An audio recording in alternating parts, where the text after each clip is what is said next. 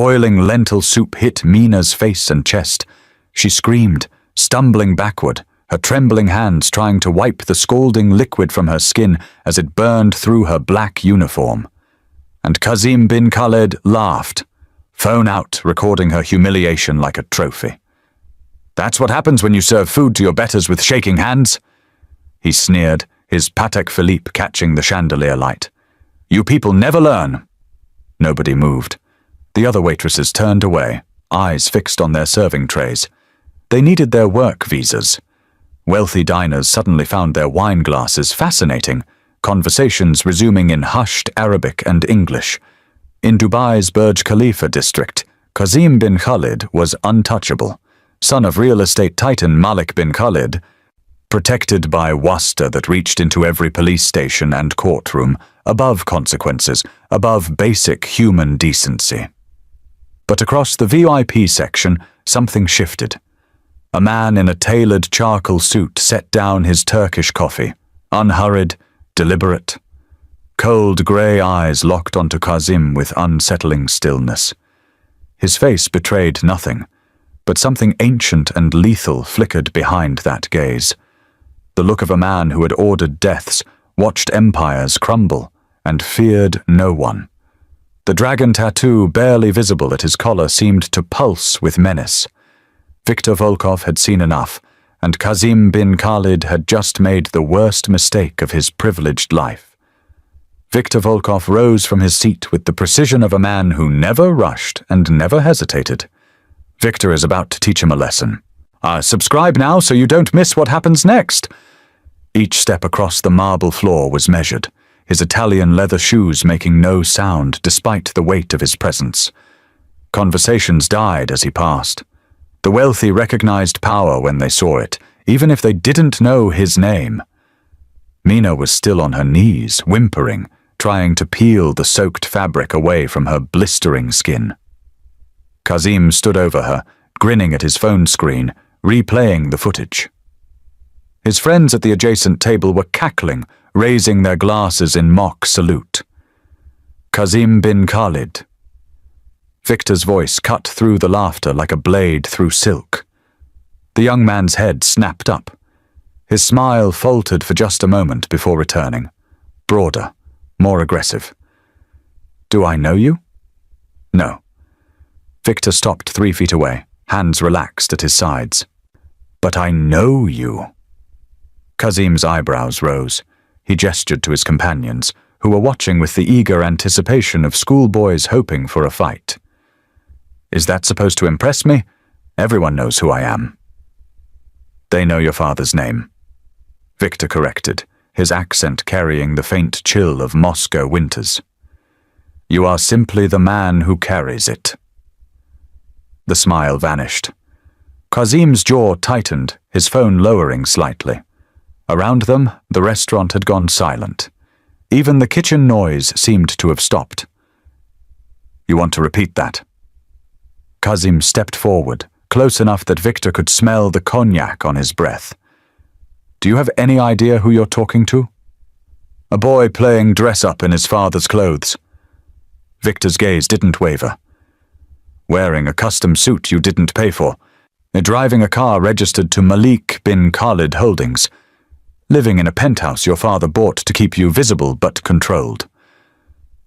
Kazim's face flushed. "You don't know anything about me."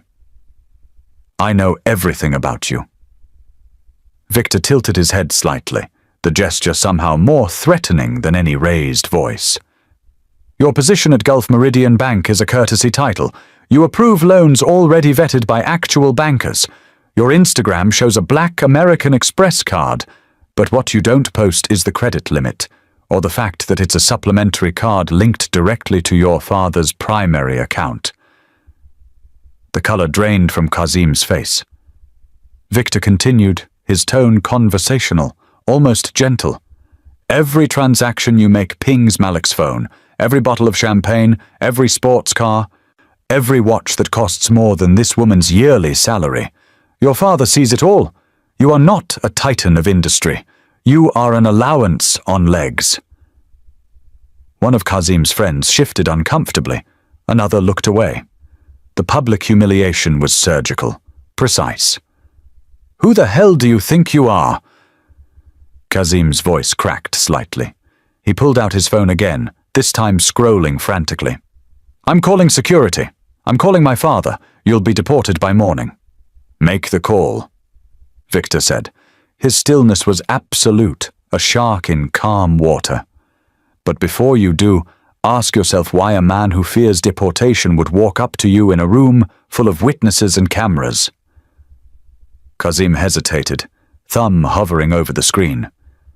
"Ask yourself," Victor continued, leaning in just enough that his words were meant only for Kazim's ears.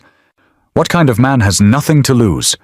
What kind of man doesn't care about your father's wasta, your family's connections, your wealth? What kind of man looks at you and sees not a prince, but prey?" The phone trembled in Kazim's hand. Victor stepped back, his expression unchanging. He turned to where Mina still knelt, tears streaming down her face, skin angry and red. He addressed the restaurant manager, a thin woman named Petra Volos, who had been watching from behind the host stand. "Call an ambulance for this woman. Send the medical bills to my office." He withdrew a business card from his jacket, placing it on the nearest table. "Volkov Capital Partners. You will be compensated in full." Petra nodded quickly, already reaching for the phone. Victor looked back at Kazim one final time. "You wanted to remind someone of their place today. Consider the lesson learned. But remember this. There is always a bigger monster in the water. And you just threw blood in my direction." He walked toward the exit, his pace unchanged, his bearing unruffled. Behind him, Kazim stood frozen, surrounded by his silent friends, his video still playing on loop, his humiliation complete. The restaurant remained quiet until Victor disappeared into the elevator. Then the whispers began, spreading like wildfire through Dubai's elite circles. By sunset, every power broker in the city would know that someone had faced down a bin Khalid and walked away untouched. And in the corner, still kneeling on the floor, Mina Solis looked at the business card on the table, not understanding yet that her life had just changed forever. Kazim waited exactly 12 minutes after Viktor Volkov left before making his first call.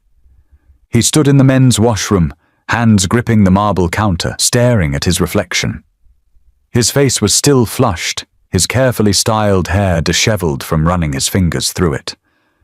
The video of Mina's screaming was still on his phone, but now it felt like evidence of his own humiliation rather than his dominance. The phone rang twice before his father's assistant answered. "I need to speak with Madame Bisset," Kazim said, his voice tight. "The general manager, now." Within minutes, Madame Genevieve Bisset appeared in the hallway outside the washroom, her expression professionally neutral. She was a woman in her 50s, French by birth, with steel-grey hair pulled into an immaculate chignon. She had managed luxury establishments across 3 continents and knew exactly how this conversation would unfold. "Mr. Bin Khalid," she said smoothly. "How may I be of service?" Kazim emerged from the washroom, his composure partially restored. "That waitress, the one who spilled soup on herself. I want her gone." Madame Bisset nodded once. "The ambulance has already taken her to Emirates Hospital. I was informed she has second-degree burns and will require—" "I don't care about her medical situation," Kazim interrupted. "I care that she embarrassed me in front of my associates. She created a scene. She made my guests uncomfortable." The lie hung in the air between them. They both knew what had happened. The entire restaurant knew. But truth was a luxury reserved for those without power. "Of course," Madame Bisset said. I will handle the termination personally." "Not just termination." Kazim stepped closer, his voice dropping. "I want her work visa flagged. I want her employment record marked for gross negligence. I want every hotel, every restaurant, every establishment in this city to know she is unemployable." Madame Bisset's expression didn't change, but something flickered in her eyes. A calculation. "That is extensive, Mr. bin Khalid. Such a blacklist requires coordination across multiple— My family owns stakes in 40% of the hospitality ventures in Dubai," Kazim said coldly. "The other 60% want our business. Make the calls, send the emails. I want her erased." There was a pause. Madame Bissett understood the game being played. This wasn't about a clumsy waitress. This was about a boy trying to reclaim power after being publicly dismantled by a man who didn't fear his name. "It will be done," she said quietly. Kazim pulled out his phone, scrolling to a contact. "I'm also calling Tariq Haddad at the Hospitality Workers Union. He'll ensure her credentials are revoked for code violations." "Mr. bin Khalid, with respect, the woman was injured on our premises. If she pursues legal, she won't." Kazim's smile was cruel. "Because the moment she files a complaint, I'll have her visa cancelled for making false allegations against an Emirati citizen. She'll be deported within 48 hours. She knows this. They all know this." Madame Bissett inclined her head. "I will begin the process immediately." By the time Mina was discharged from the hospital 18 hours later, her employment had already been terminated. The official documentation cited violation of service standards and creating a disturbance in the dining area. Her work visa, sponsored by the Opulence Lounge, was flagged for review and would expire in 72 hours without a new sponsor. She returned to her shared apartment in the labor camp district of Dubai, her arms wrapped in bandages, to find an email waiting. It was from the Hospitality Services Network, a database used by every major hotel in the UAE. Her profile had been updated with a red flag. "Not recommended for rehire. Professional conduct violations." Mina sat on her narrow bed, staring at the screen of her aging laptop. She scrolled through job listings, applying mechanically to every opening. Dishwasher, housekeeper, laundry attendant. Each application was followed by an automated rejection within minutes. The system had already marked her. She tried calling Sloane Rafferty, a floor manager at the Atlantis, who had always been kind to her. The call went to voicemail. She texted Annika Romano, who worked in catering at the Armani Hotel. The response was brief. "I'm sorry. I was told not to help you. They're watching." By the second day, Mina had applied to 63 positions. Every single one had been rejected. On the third day, she received a notice from immigration. Her visa would not be renewed. She had 7 days to leave the country, or face detention and forced deportation. She sat in the darkening apartment, her violin case open beside her. She hadn't played in months. The instrument inside was the only thing she owned that wasn't borrowed, rented, or provided by an employer. Her fingers traced the wood, remembering a different life. A life where she had been someone. Her phone buzzed, an unknown number. She almost didn't answer. "Miss Solace," a deep voice said. Russian accent, calm. "My name is Lev Kasper. I work for Viktor Volkov. He would like to offer you a meeting." Mina's breath caught. "I don't understand." "Mr. Volkov believes you have been treated unjustly. He would like to propose an arrangement that benefits both parties. A car will arrive at your building tomorrow at 10 in the morning. The choice to enter it is yours." The line went dead. Mina stared at her phone, then at the deportation notice, then at her violin. She had 7 days left in Dubai, and a billionaire's son who wanted her erased. The black Mercedes arrived at 9:45. I'd 15 minutes early. Mina watched from her third-floor window as a man stepped out, tall and broad-shouldered, wearing a dark suit that seemed designed to conceal rather than impress. He didn't look up at the building. He simply waited, hands clasped in front of him, patient as stone. She had spent the night packing what little she owned. 2 suitcases, a backpack, the violin case. Everything else belonged to the apartment's landlord or had been left behind by previous tenants. Her flight back to Manila was booked for Saturday. She had enough money for 3 months of rent in her mother's neighborhood, maybe 4 if she was careful. The bandages on her arms itched beneath her long sleeves. At exactly 10 o'clock, her phone rang. The same unknown number from yesterday. "Miss Solis," Lev Casper's voice said. "The car is waiting."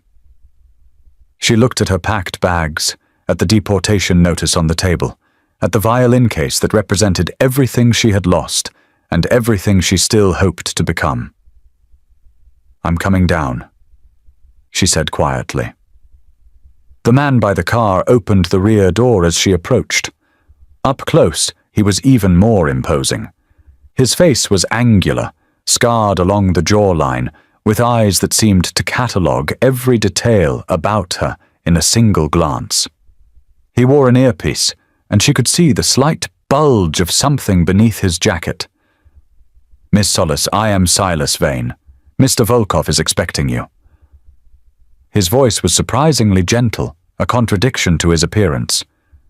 He took her violin case before she could protest, handling it with unexpected care, and gestured for her to enter the vehicle. The drive took 20 minutes through the gleaming corridors of Dubai's financial district. Mina watched the city pass by, the towers of glass and steel that had promised her a future now seeming like monuments to her failure. Silas Vane said nothing, his attention focused on the road, and occasionally on the mirrors, as if watching for threats that didn't exist.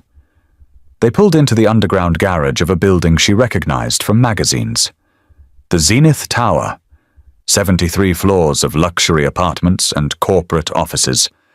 The elevator required a keycard to access the upper levels. Silas pressed the button for the penthouse. "Mr. Volkov values directness," he said as they ascended.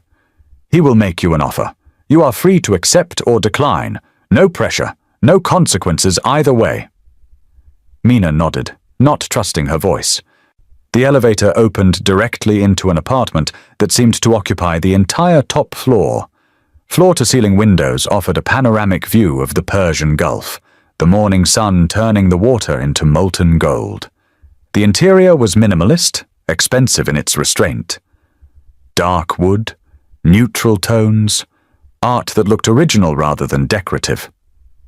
Viktor Volkov stood by the windows, his back to her, hands in his pockets. He wore a charcoal suit, no tie, his silver hair catching the light. He didn't turn immediately. "Thank you, Silas," he said. "Please bring tea." Silas nodded and disappeared into what Mina assumed was a kitchen. She stood awkwardly near the elevator, unsure whether to sit or speak. Victor turned. His grey eyes found hers, and she felt the same unsettling intensity she had seen in the restaurant. He was not a large man, not physically imposing like Silas, but there was something in his stillness that suggested violence held carefully in check. "How are your burns?" he asked. "Healing," she said quietly. "Good." He gestured to a leather chair near the windows. "Please, sit." She obeyed, perching on the edge of the seat. He took the chair opposite, close enough to speak comfortably but far enough to not crowd her. It was a calculated distance, she realized. Everything about him was calculated. Silas returned with a silver tea service, poured 2 cups, and withdrew without a word. "You have 7 days before your visa expires," Victor said. It wasn't a question. 6 now, Mina corrected. "And Kazim bin Khalid has ensured you cannot work anywhere in this city." Again, a statement of fact. She nodded, her throat tight. Victor lifted his teacup. I'm studying her over the rim. "Tell me, Miss Solis, what did you do before you became a waitress?" The question surprised her. "I was a violinist, concert violinist. I played with the Manila Symphony." "What happened?" "My father died. He had debts, medical bills. I sold everything to pay them, including my scholarship fund. I came here because Dubai paid better than anywhere else. Her voice was flat, reciting facts that had lost their emotional weight through repetition. And what do you want? The question hung in the air. What did she want? To survive, to pay her mother's rent, to someday play again without feeling like a fraud. I want to go home, she said finally. No, Victor said gently. That is what you think you deserve. I asked what you want. Mina met his eyes. I want to matter again. I want to not be invisible. Victor set down his teacup. Kazim bin Khalid poured boiling soup on you because he could. Because in his world, people like you don't matter. His father has built an empire on the backs of people he considers disposable. They believe wealth makes them immune to consequences. It does, Mina said bitterly. Usually. Victor agreed. But I am not usual, and I have a particular interest in the bin Khalid family's financial activities. Activities that, if exposed, would destroy them completely. Mina's pulse quickened. Why are you telling me this? Victor leaned forward slightly. Because I need a witness. Someone who has been harmed by them, who can testify to their character when the time comes. I'm someone brave enough to stand in a room and say what they did. They'll destroy me. They will try, Victor said, but I will not let them succeed. Be my witness, Miss Solace, and I will be your sword. You will have protection, resources, and when this is over, the means to rebuild your life on your own terms.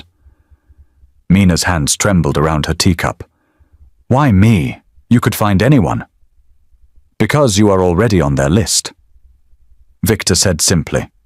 And because when I look at you, I see someone who refuses to stay broken. That is rare. That is valuable. The city glittered beyond the windows, indifferent and beautiful. What do I have to do? Mina asked. Victor smiled, and it was the first time she had seen any warmth in his expression.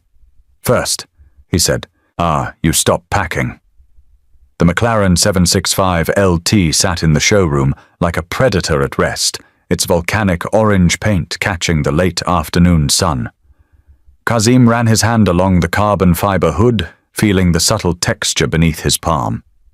765 horsepower, 0 to 60 in 2.7 seconds, $480,000. Exactly what he needed to erase the memory of that restaurant. A magnificent choice, Mr. bin Khalid, Remy Dubois said, the sales director appearing at his elbow with the practiced enthusiasm of luxury retail. This is our last 765 LT in the region. We have 3 serious buyers, but for you, naturally, we would be honored to... I'll take it. Kazim interrupted. Have it delivered to my penthouse by tonight.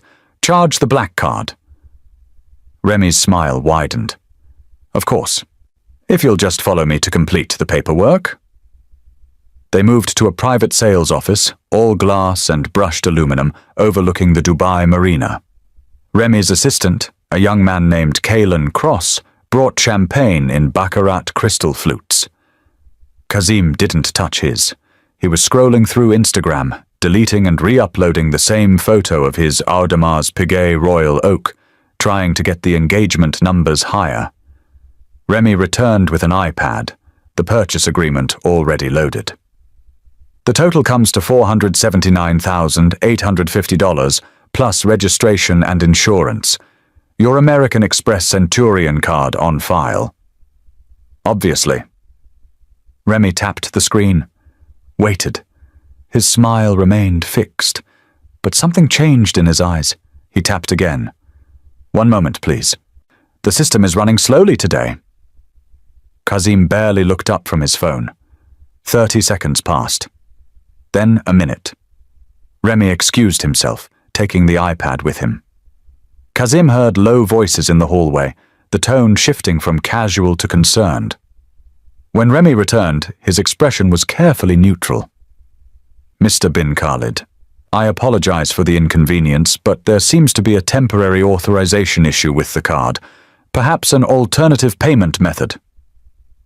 Kazim's head snapped up. What are you talking about? That card has no limit. I'm certain it's simply a processing error. If you have another card, or if you'd prefer to arrange a wire transfer, run it again. Remy complied. The result was the same.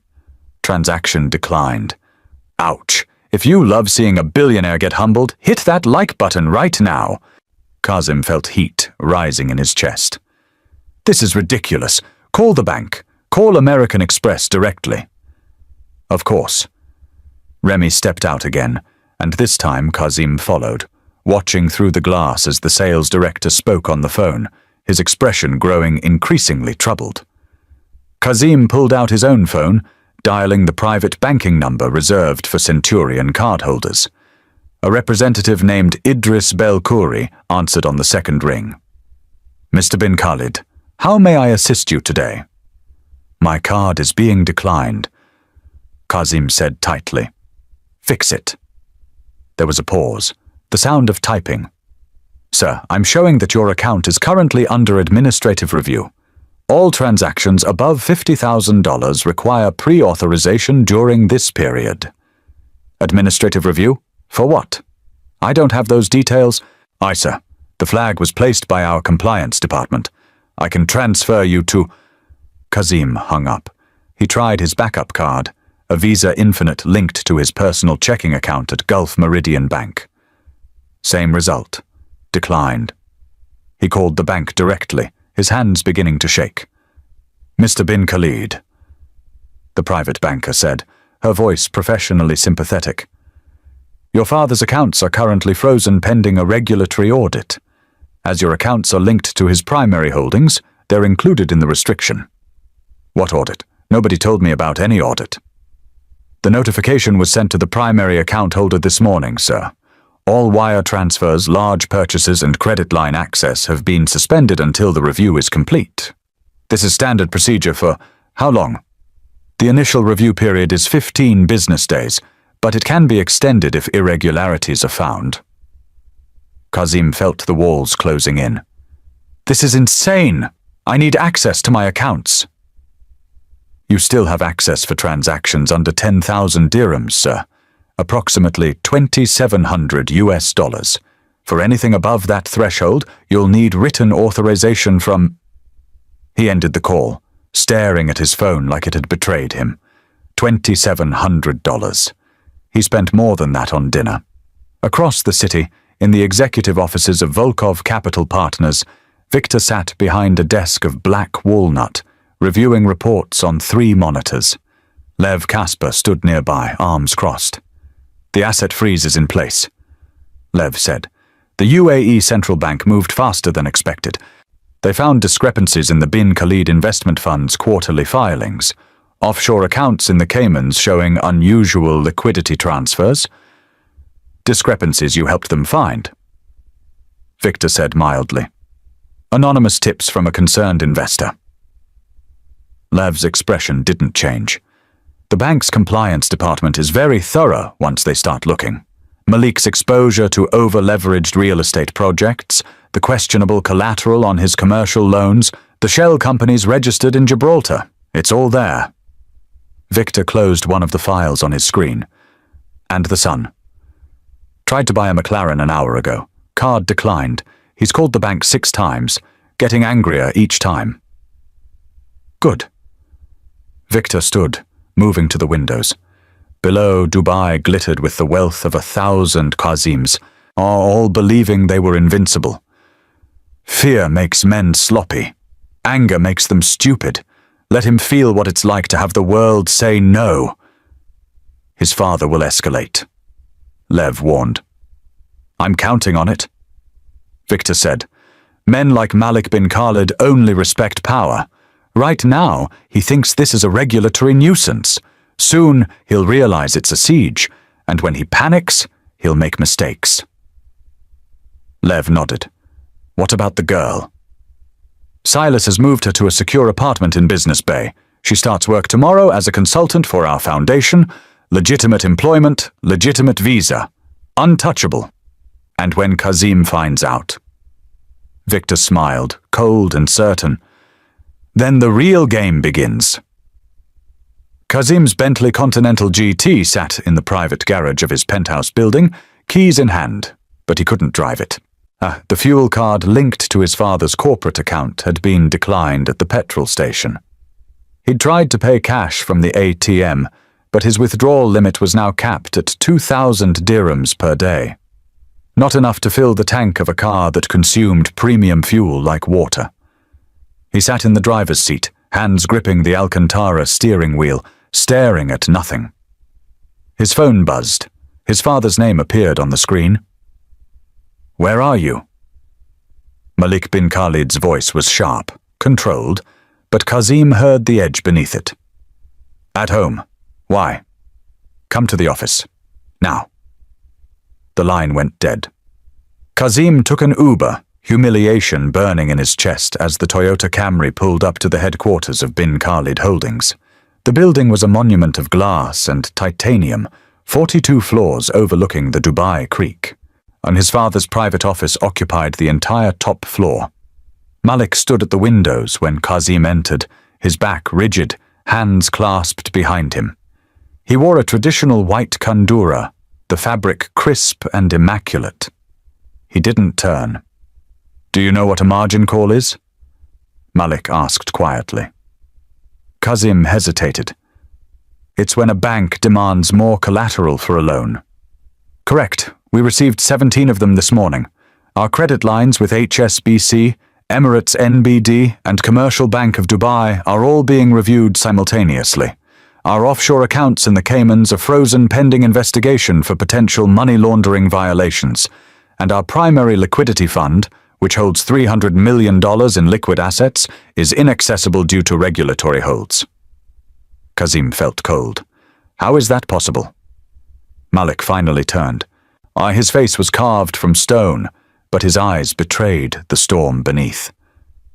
"Someone with significant influence in the banking sector is orchestrating a coordinated attack on our financial infrastructure. This isn't random. This is surgical." "Who would—" "That's what you're going to tell me." Malik moved to his desk, a slab of Italian marble that cost more than most people's homes. He pressed a button on his phone. "Send in Tariq." Tariq Haddad entered, a man in his 40s with sharp features and the calculating eyes of a forensic accountant. He carried a tablet and a folder stamped with red, confidential markings. "Show him," Malik said. Tariq opened the tablet, pulling up security footage. "This is from the Opulence Lounge 4 days ago, the incident with the waitress." Kazim's stomach dropped as he watched himself pour the soup, watched Mina scream, watched the moment that had started all of this. "Keep watching," Malik said coldly. The footage continued. Viktor Volkov rising from his seat, the confrontation, the public humiliation. Kazim's face burned with shame all over again. "Who is he?" Malik asked. "I don't know. Some businessman who thought he could—" "Viktor Volkov," Tariq interrupted. "Russian national, CEO of Volkov Capital Partners, a private equity firm specializing in distressed asset acquisition and hostile corporate restructuring. Estimated personal net worth, $4.2 billion.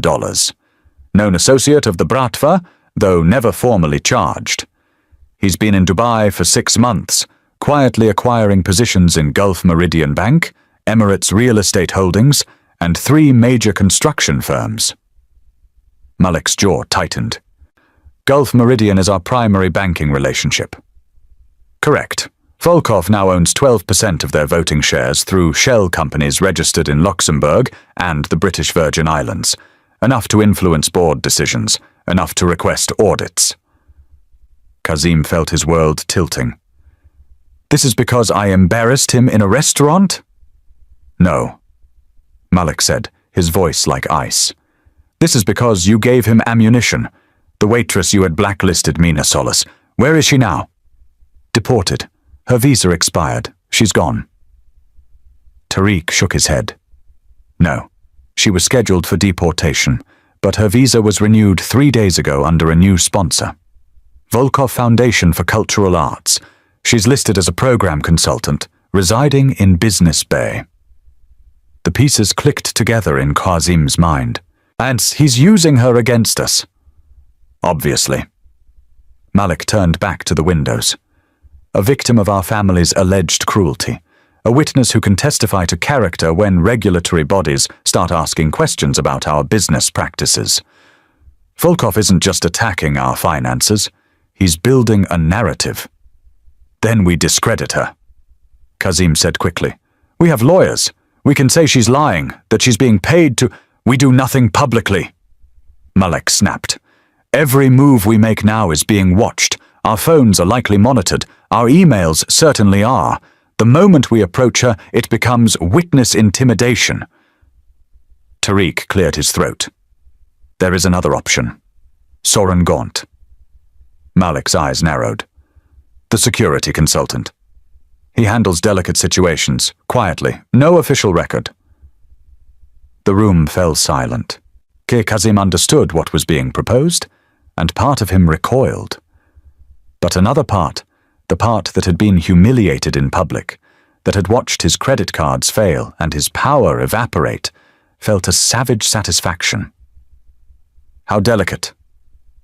Malik asked. She's alone in a foreign country. Accidents happen, especially to people who make powerful enemies. Malik stood motionless for a long moment, weighing options, calculating risks. Finally, he nodded once. Make the call, but Gaunt operates independently.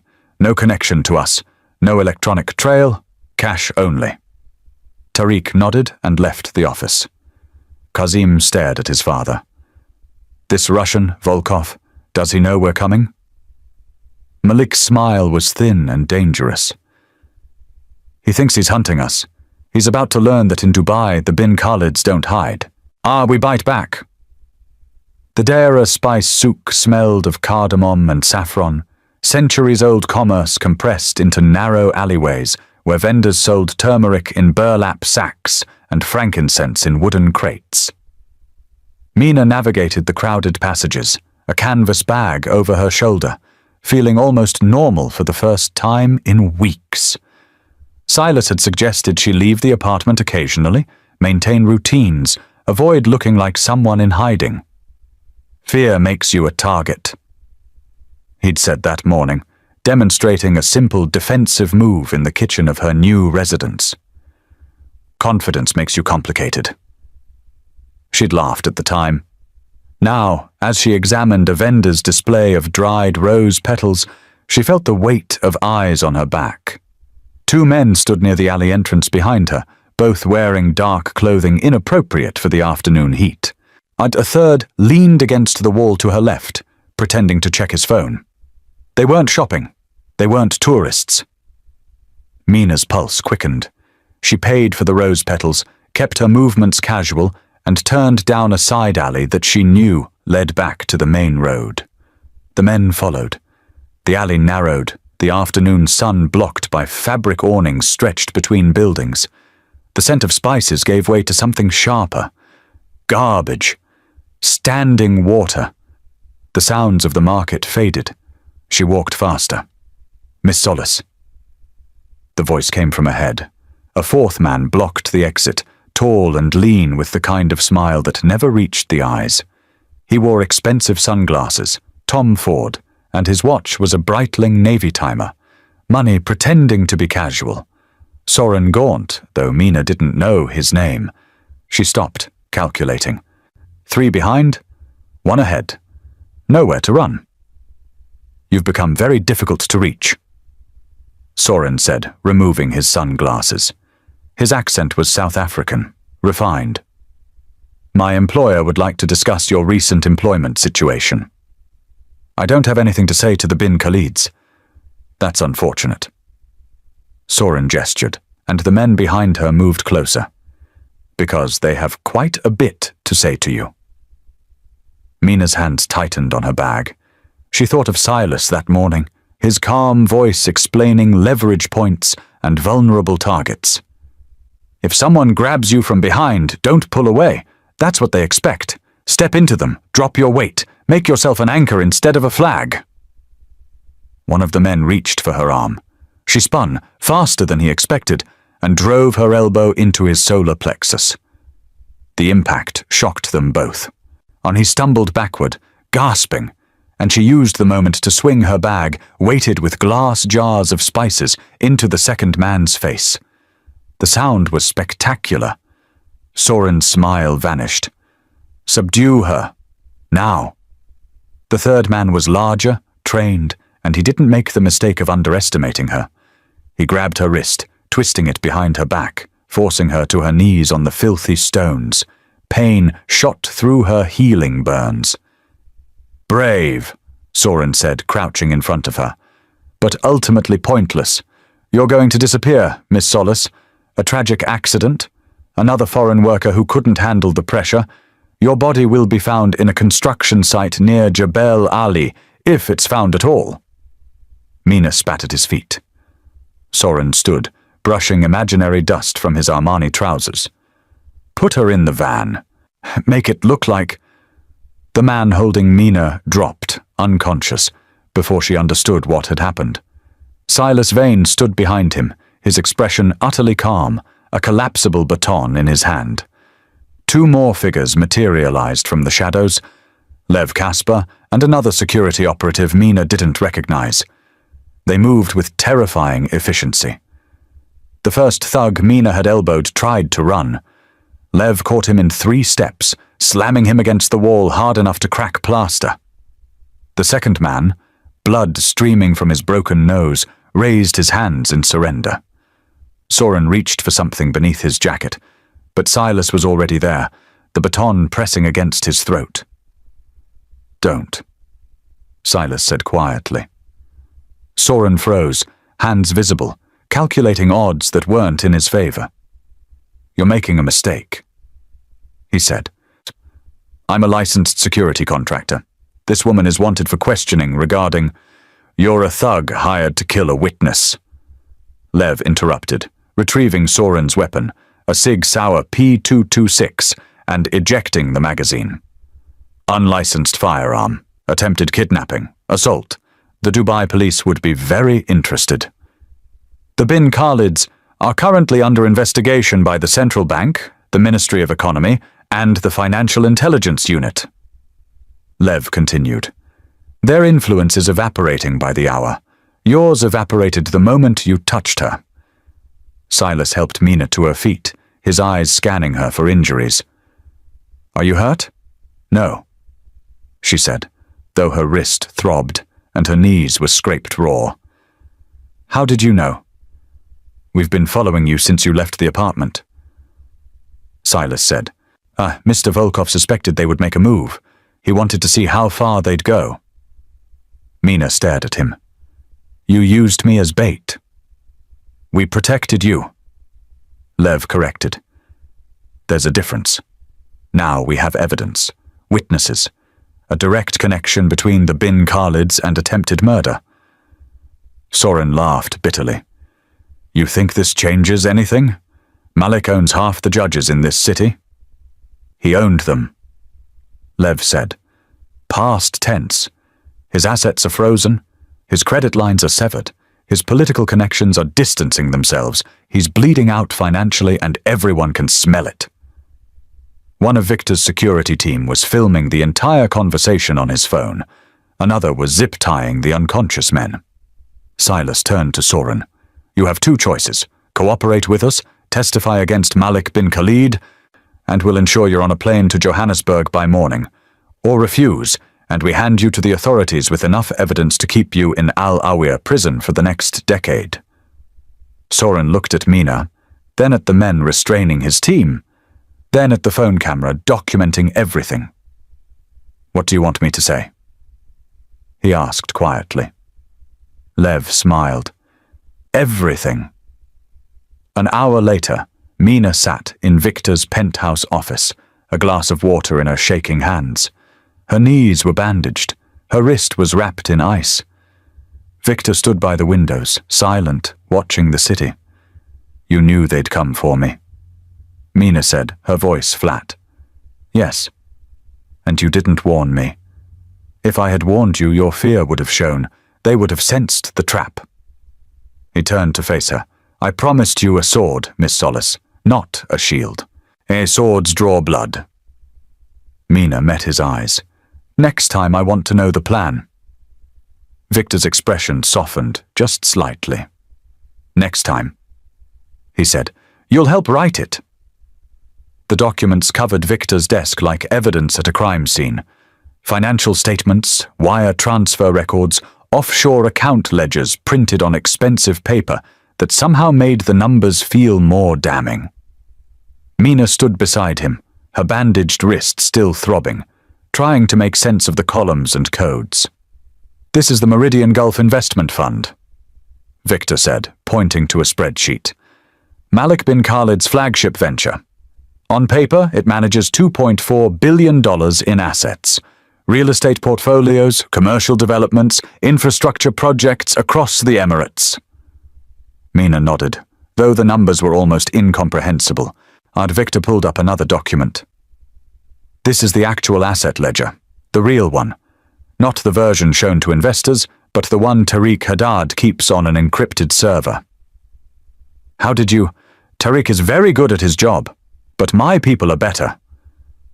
Victor's finger traced a line of transfers. Malik has been running a classic Ponzi scheme for 7 years. New investor capital is used to pay returns to existing investors. The actual projects generate minimal returns, if they exist at all. He's been inflating valuations, fabricating quarterly reports, and siphoning funds through shell corporations in Gibraltar, Panama, and the Seychelles. Mina felt sick. How much has he stolen? Conservative estimate, $800 million. Victor turned to another page. He uses the stolen capital to maintain his lifestyle. The private jets, the yacht in Monaco, the villa in Saint-Tropez. Kazim's allowance alone costs $12 million a year. Why hasn't anyone noticed? Because his investors are either too wealthy to care about quarterly fluctuations or too afraid to question him. Malik has cultivated a reputation for ruthlessness. People who challenge him publicly tend to find themselves blacklisted, audited, or worse. Victor pulled up a photograph of a man in his 60s, grey-haired and distinguished. This is Idris Belkouri. He questioned Meridian's returns 3 years ago. His import-export business mysteriously failed a customs inspection. He lost his operating license. Mina stared at the photo. And you have proof of all this? Enough to interest the Dubai Financial Services Authority and the Securities and Commodities Authority. Enough to freeze his accounts and trigger a full forensic audit. Victor closed the file, his expression unreadable. But that's not why I'm showing you this. He opened a different folder, this one marked with Cyrillic script. 5 years ago, Malik approached certain Russian investors, very specific investors, men with connections to what you might call organized business interests, the Bratva. Mina's breath caught. She'd heard the word before, whispered in the same tone people used for ghost stories. He promised them a 15% annual return on a $200 million investment, real estate development in Abu Dhabi, high-end commercial properties, guaranteed returns through long-term government leases.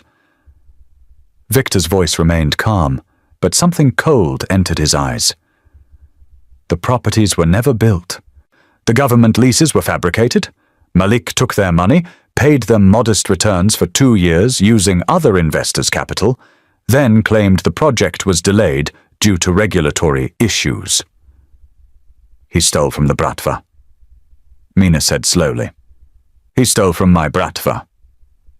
Victor corrected. The money came from pension funds, legitimate business holdings, investments that were supposed to support families in Moscow and St. Petersburg, people who trusted me to protect their interests. The pieces fell into place. That's why you're really here. Not for justice, for revenge, for accountability. Victor said, in my world, debts are paid. Always. Malik thought he could hide behind his wasta, his connections, his carefully constructed reputation. He thought Russians were just another group of wealthy foreigners he could manipulate. And Kazim. Kazim is his father's son. Spoiled, arrogant, and complicit. He works at Gulf Meridian Bank, the same institution his father uses to launder stolen funds. He signs documents without reading them, approves transfers without asking questions. Legally, he's clean. Morally, he's drowning in his father's blood money. Victor moved to the windows, the city lights reflecting in the glass like fallen stars. When Kazim poured that soup on you, I saw an opportunity, a victim, a narrative, a way to make this personal instead of purely financial. People don't care about embezzled pension funds or fraudulent investment vehicles, but they care about a powerful man brutalizing a defenseless woman. So I'm a tool, Mina said, her voice flat. You're a witness, Victor corrected. There's a difference. Tools are discarded when they're no longer useful. Witnesses are protected because their testimony has value. He turned to face her fully. Malik knows now that I'm coming for him. He knows his assets are frozen, his empire is collapsing, and his son is a liability. He will escalate. He will use every connection, every favor, every dirty trick he knows.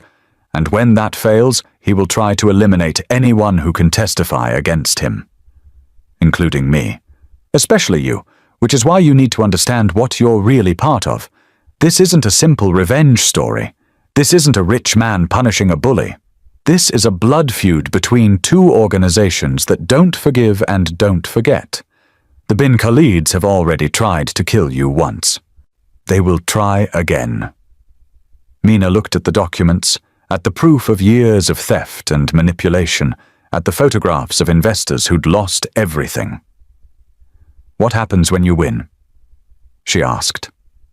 Victor smiled, and it was the most dangerous expression she'd seen on his face. Malik goes to prison. His assets are liquidated to repay investors. Kazim loses everything he never earned, and I recover what was stolen from my people. And if you lose? I don't lose. Victor said simply. Neither do you. Not anymore.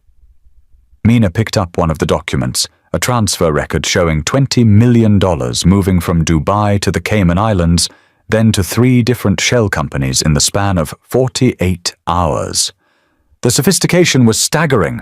The audacity was breathtaking. When do we move? She asked. Victor's smile widened. Saturday night. The Gold Sands Gala. Every influential person in Dubai will be there, including Malik bin Khalid, desperately trying to maintain the illusion that his empire isn't burning. And me? You'll be my guest, Victor said, dressed like the artist you were always meant to be, walking into that room as living proof that the Bin Khalids don't control everything, that some debts demand payment. Mina nodded slowly. The fear was still there, but something else had joined it. Something sharper. Something that tasted like purpose. Teach me what I need to know, she said. Victor extended his hand. Welcome to the war, Miss Solace. She shook it and felt the world shift beneath her feet. The dress was Ely Saab, midnight blue silk that caught the light like water, but with delicate crystal beading along the shoulders that sparkled with every movement. Mina stared at her reflection in the full-length mirror of Victor's penthouse, barely recognizing herself. Her hair had been styled by Annika Romano, a celebrity stylist who'd arrived with a team of 3 assistants. Her makeup was subtle but transformative, emphasizing her eyes, hiding the last traces of stress and fear. The burns on her arms were completely concealed beneath the long sleeves. You look like you belong, Silas said from the doorway. He wore a tuxedo, his usual intensity softened slightly by the formal attire, though the bulge of his shoulder holster was still visible to anyone who knew where to look. I feel like I'm wearing someone else's life, Mina said quietly. Good, that's the point. Victor appeared beside Silas, adjusting his Patek Philippe Grandmaster chime, a watch worth more than most people's houses. His tuxedo was Tom Ford, perfectly tailored, transforming him from dangerous businessman into something closer to royalty. Malik is expecting me to arrive alone, or with my usual security detail. He's not expecting you. The shock will make him careless. A diamond necklace lay in a velvet box on the vanity. Harry Winston, on loan from a private collection.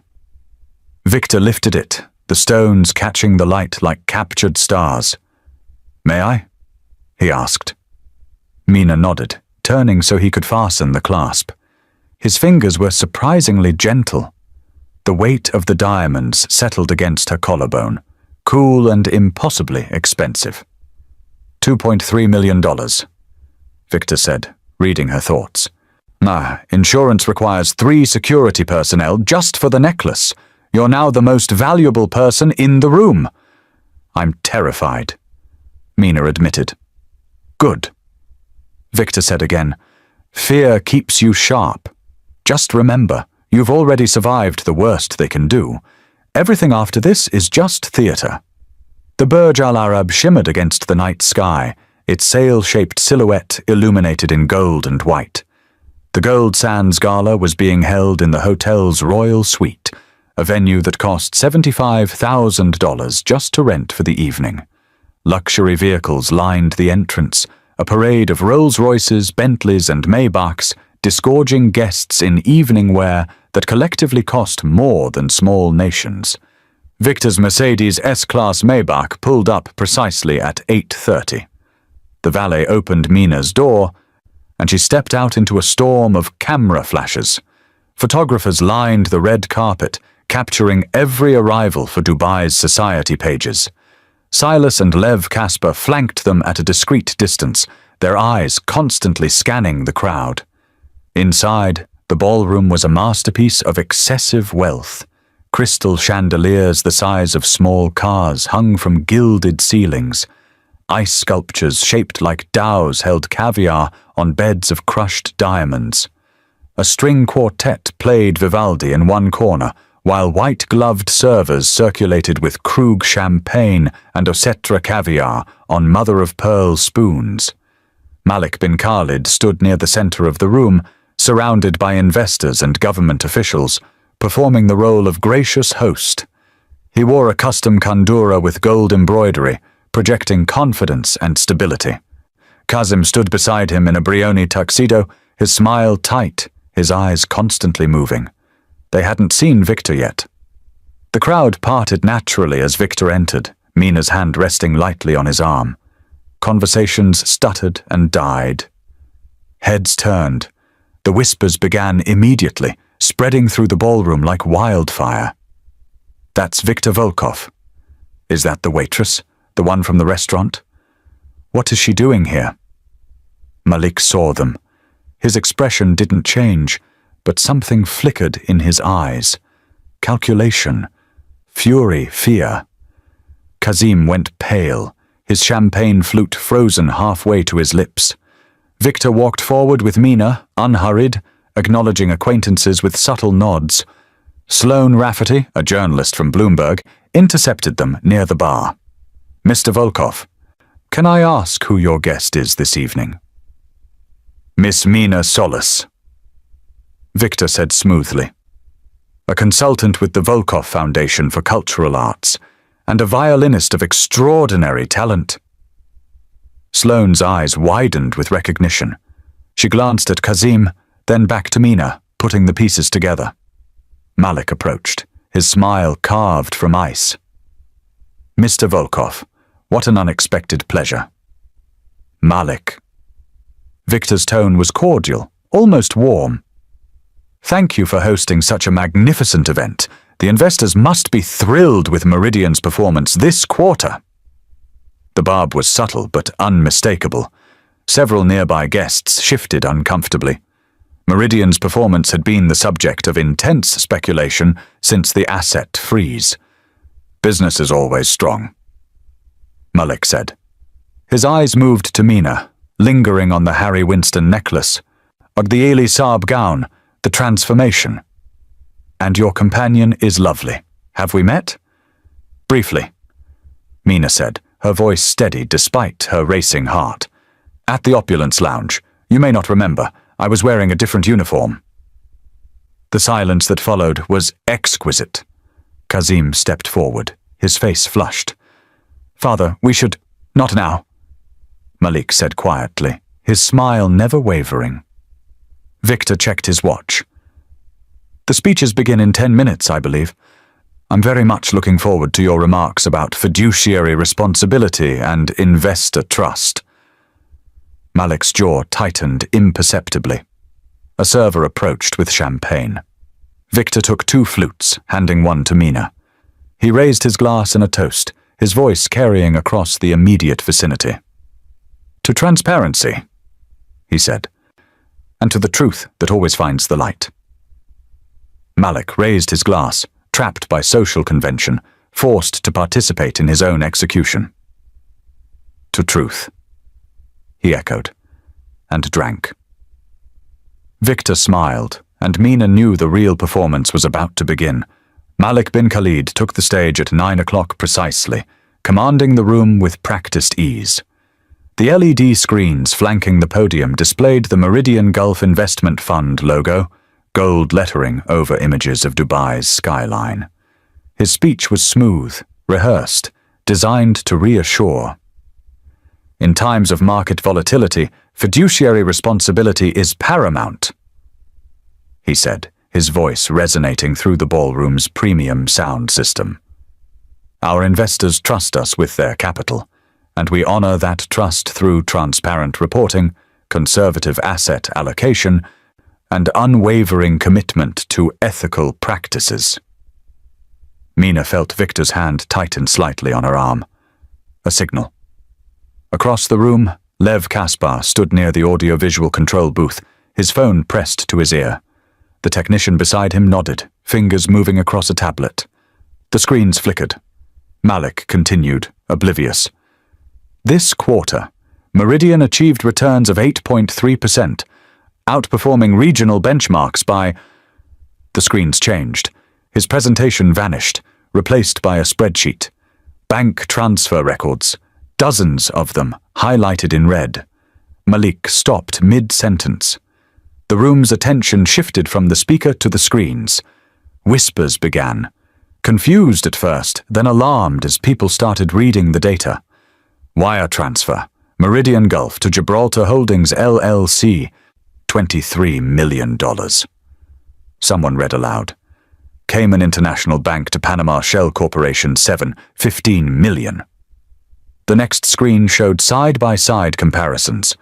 On the left, the official quarterly reports submitted to investors. On the right, the actual bank statements. The discrepancies were staggering. "What is this?" Malik's voice cracked through the microphone. He turned to the AV booth, fury distorting his features. "Turn this off. Now." The screens didn't change. Instead, they cycled to another document. Email correspondence between Malik and Tariq Haddad discussing creative accounting and managing investor expectations. One email explicitly detailed using new investor capital to pay returns to existing clients. A classic Ponzi structure laid bare for 300 of Dubai's wealthiest to witness. "Ladies and gentlemen," Victor's voice cut through the rising chaos. He hadn't moved from his position near the bar, but somehow he commanded the room. "What you're seeing is 7 years of systematic investor fraud, asset inflation, falsified reports, and embezzlement totaling $800 million. Malik abandoned the podium, striding toward Victor. Security guards moved to intercept, but Silas stepped into their path, his presence alone enough to make them hesitate. "You have no authority here," Malik hissed. "This is slander. I'll have you arrested for what? Telling the truth?" Victor's expression was serene.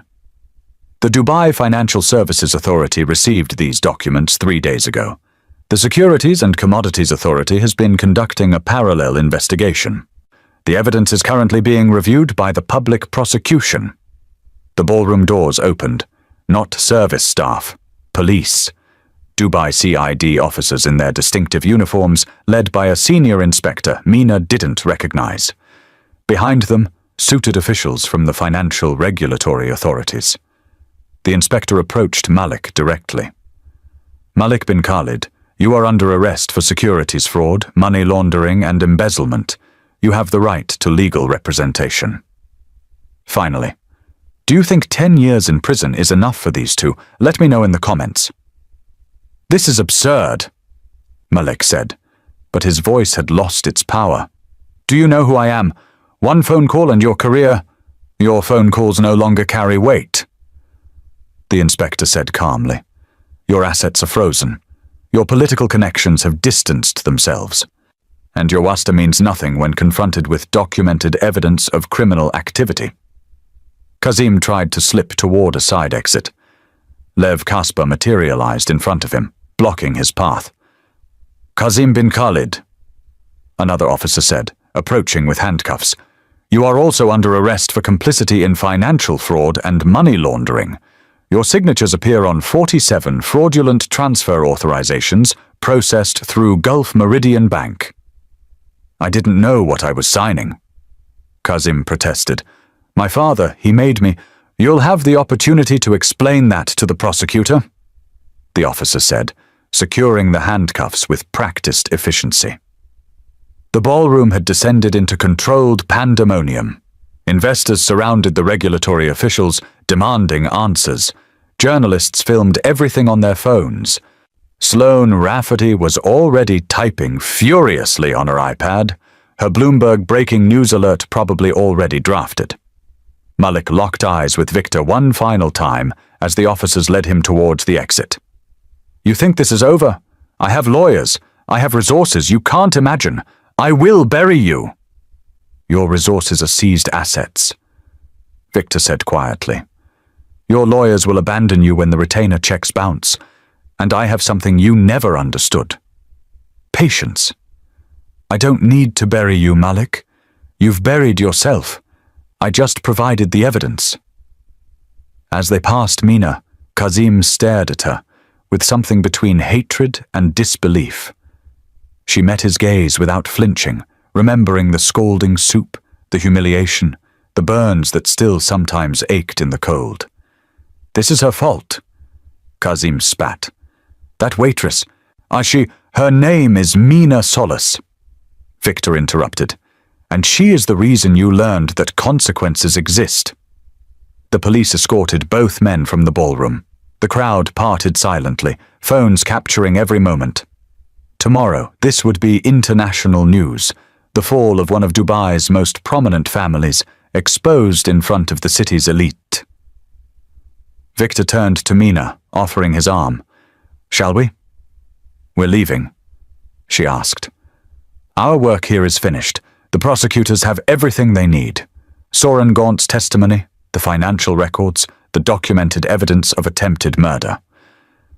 He guided her toward the exit. The rest is theater. Let them watch the empire burn without us.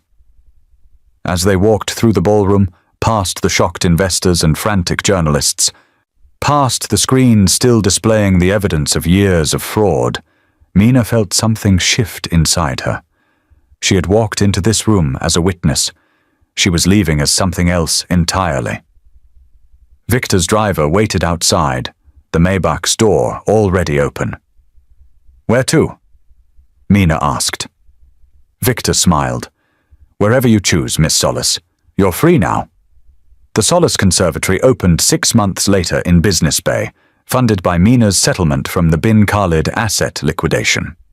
Victor entered quietly during a recital, standing at the back of the intimate hall where 20 students from labor families sat with borrowed instruments. Mina stood at the front, her Stradivarius, purchased from auction with her own money, tucked beneath her chin. She played Vivaldi's Winter, the notes carrying pain and triumph in equal measure. Their eyes met across the room. She nodded once, barely perceptible, a gesture of gratitude and understanding. Victor returned the nod, adjusted his Tom Ford cuffs, and slipped out the door.